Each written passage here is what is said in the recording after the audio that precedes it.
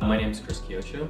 I'm a graduate of Ball State University, class of 2006, so a while ago. Was not an entrepreneurship major, I was a business administration major.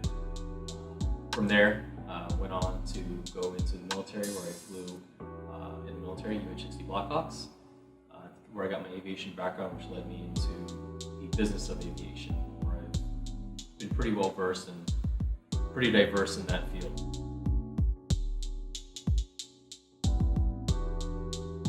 You know, I'm not supposed to be here, and I don't even like saying that I'm an entrepreneur. It's more of an opportunist. If you're just observant and you've got situational awareness of the world around you, you start to find opportunities that you can help people. So that's really my journey. I wasn't planning. I didn't roll out of bed and wake up and say, I want to be an entrepreneur. Saw an opportunity to really help people and make an impact, and that's how my journey got started.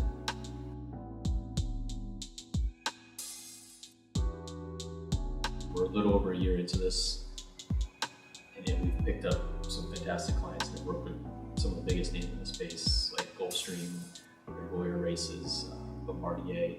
It's been really fun, and it's really a byproduct of need and necessity, because I started it and came into it because being younger in this industry, I don't have a lot of peers. It's predominantly a more mature industry, and there's not a lot of young people in this space. So because I was proactive in the association and in my networks, people started to realize, like, hey, can you help us with connecting with younger audiences? Can you help us improve our digital presence? And they just thought by default, because I was young, I knew how to do all that stuff, which, again, when you're a digital native, I guess you figure it out, right? But yeah, it was because I got asked to speak about this subject and to help people in a variety of ways that I started to realize that there's a really definitive need here and a void. So I started Offland out of necessity, really. It was something that I always struggled with in my other businesses, knowing that there weren't solid options out there to do things in the digital space. I fell victim to the same traditional print media that doesn't really resonate with today's audiences. And just the nature of our industry, it's very attractive, it's very sexy. And there's no way that a static image or an 800-word article can portray that. And I thought the best way was with video, because you can emote and really showcase and highlight how tremendous this industry is.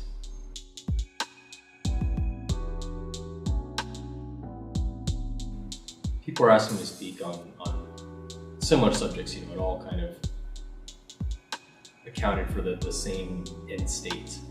And the more and more I studied the industry and the market, the writing was kind of on the wall.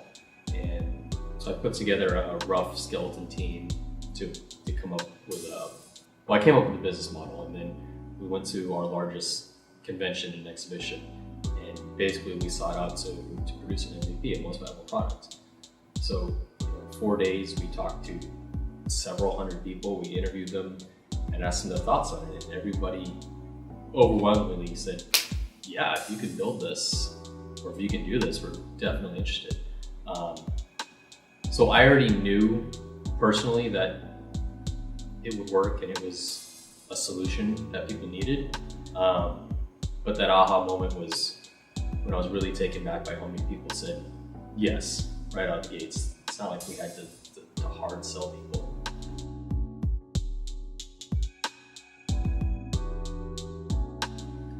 I think the hardest challenge for us is educating an industry that is predominantly a mature industry. And what I mean by mature is it's a lot of the older baby boom generation that's probably in the twilight of their careers, that have known, essentially the golden era of traditional media. The last 50, 60 years of print, television, radio, and them not understanding this new connected world we live in. So education is the hardest part in letting people see how powerful digital tools are. And social media isn't just social, they're actually business tools that provide incredible insight into people's businesses and how people interact with your brand. So letting people understand that it's not just their product offering. Again, your brand is what you stand for, your conviction. And getting people to think a little bit differently about what their offering is and not be so commoditized. But establishing yourself as a thought leader is very, very important to passing the sniff test for people. Getting plugged into your networks when people start to realize your background and what you bring to the table is the big component to that.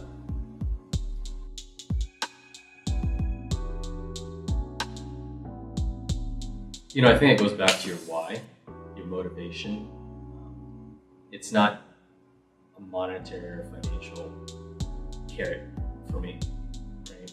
To know that I can potentially make a huge impact on such a large industry drives me. To put my stamp on something and create a legacy, I think, is what drives me the most. And it's not because, again, it's for me, it's for the opportunities that I can create for so many people around me. That's what really keeps me motivated, is that I can affect so many other people's lives. There's a secondary and a tertiary and a fourth order effects that you may not realize today or tomorrow or 10 years from now. But the fact that you put something in motion and it can help somebody is what keeps me going. And then with a team, it's getting people to buy into that concept. Sort of like with leadership and what I learned from my time in the military is selfless service. Monetary rewards only go so far. If you really build a culture where you reward people and you give them opportunities to give back to the things that enrich their lives, that's how you keep the team motivated and you buy in. So.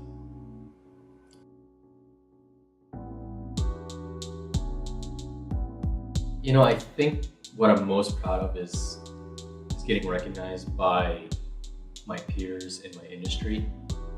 This past year, I was so fortunate enough to be recognized as one of the top 40 under 40 professionals in the business aviation space. It's a tremendous honor to have that recognition, again, for such a small industry that has a tremendous impact on the global economy. To know that I'm one of the 40 under 40 that's making a difference, and that's the future of this industry is probably the most rewarding thing so far.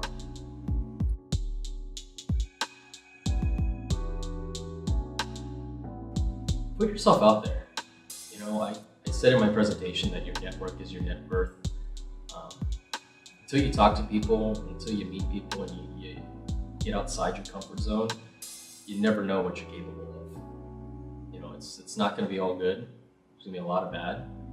But you got to put yourself out there. You got to take those risks because not doing anything is a risk in itself. So believe in yourself, be deliberate, be strategic, but have the conviction to go forward and